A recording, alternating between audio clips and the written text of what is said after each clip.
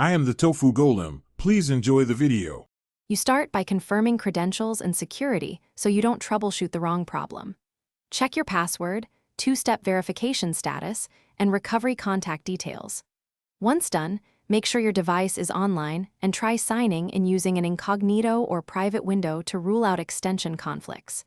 If you use a corporate account, verify admin settings. This first step isolates account vs device issues fast. It prevents wasted work on local fixes when the root cause is authentication or admin policy. Now you dive into Gmail's internal settings to find configuration errors. Open settings and review forwarding and filters to ensure mail isn't auto-sent or deleted, and confirm POP/AMAP matches your client needs.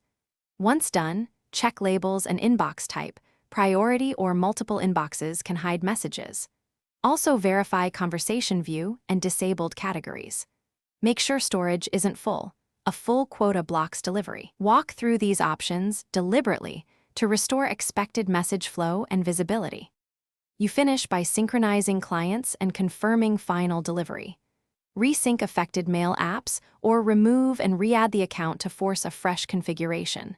Clear browser cache or app data, update the Gmail app, and reset permissions if access is blocked.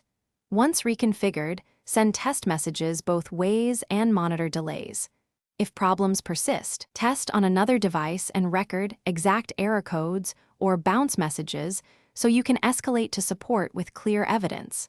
That single troubleshooting tip saves time during escalation. Thanks for watching. Consider subscribing if we helped you today.